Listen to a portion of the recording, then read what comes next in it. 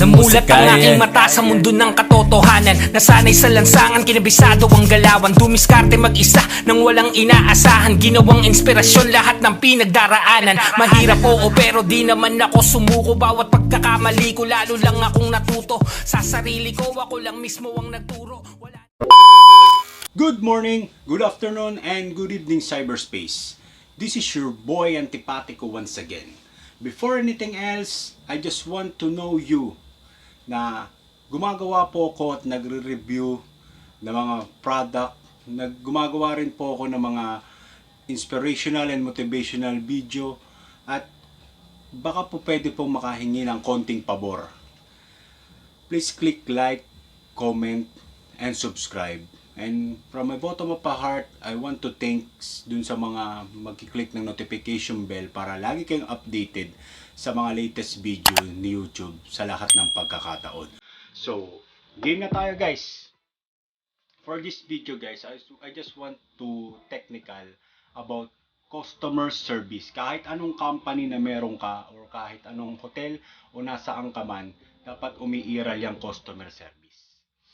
Sa customer service, minsan, tama tayong mga empleyado, pero mas minabubuti pa nating maging tama ang mga customer kahit napakalaki ng pagkakamali, napakalaki ng kanilang tama sa kanilang sarili.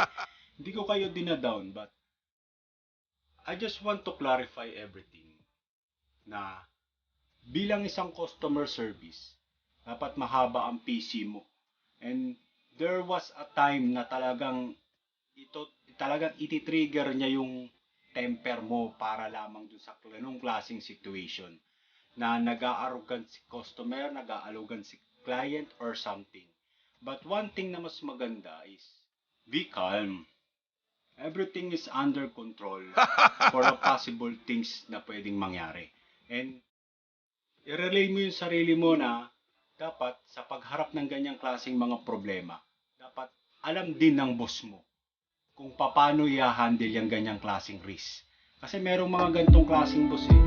Kapag nandyan na sa situation na kung saan natitrigger na, nako-complain na, natatagtad na, parang wala pa rin pakialam si boss pagdating sa ganyang klase. Mga boss, baka naman po pwede bigyan natin ng konting action. Kasi related dyan sa ganyang klaseng customer service, dapat numero unong meron ka ding alam dyan.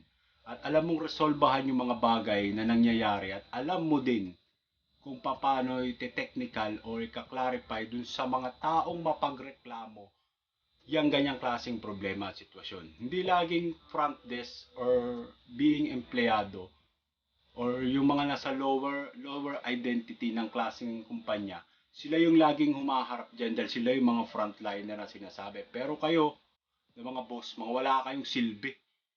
Di pagpasok nga lang ng isang building, binati ka ng good morning, hindi mo man lang pinapansin. Ba't tingin mo sa sarili mo, CEO ka? Uy, isip-isip ka. Pasahurin at palamuling ka lang din ng kumpanya. Kaya matuto kang lumebel to sa identical na meron ka na kapag binati ka, tumango ka naman. It takes two tango, hindi yung isang tao lang ang alam natin, trabaho nyo yun. Trabaho mo rin na bilang boss, tandaan mo to, bilang boss, batiin mo rin yung mga empleyado mo. Napaka-overwhelmed yung gano'n kapag binati ka, hindi yung parang wala kang nakita, parang wala kang narinig. Sa turingan ka may pinag-aralan, wala kang identical na discrimination. Bakos pinapairan mo yung ego at pride mo. Darating ang pagkakataon, bababa ka, duduraan ka, sabi tatapak-tapakan ka, yung mga taong ginamit mo at mga taong nainis sa'yo, no, ikaw yung nasa ganong klaseng posisyon. Yun din yung mga taong sasabihin sa'yo, tama lang yan, pakayabang mo kasi. Huwag sana dumating sa pagkakataon na gano'n at dun sa mga customer service frontliner, huwag naman parang may-ari kayo ng isang kumpanya. Parang kayo yung owner o kayo yung nagpapasahod. Ilagay natin yung mukha natin dun sa level na sinasahod natin or ilagay natin yung sarili natin dun sa pagkakataon ng sitwasyon na kung saan empleyado rin tayo at yung mga customer na kung saan napakahinahon naman nakausapin at napakadaling kausapin, i-relay naman natin ng maayos. Huwag yung tayo pa mismo yung galit at nagbibigay ng pagkakataon para tayo mareklamo. So being a good person, manatiling humanity at magandang pagtitinginan sa bawat isa sa atin. Alam ko wala kayong napulot pero wala akong pakialam. I just want to do this video para matauhan yung mga taong dapat patabaan. Wala man akong pinatatamaan at wala akong binabanggit na anumang pangalan. Bahala na kayo. This is your boy Antipatico. You can criticize but do not hate. Anyone can clean their own mess. Peace out. Yo kahit na alam kong bawal pilit na gumugusto, di ko kayang kalimutan ka, ikaw ang aking mundo. Kahit sa sobra kong tigasin ang dali mong natukso,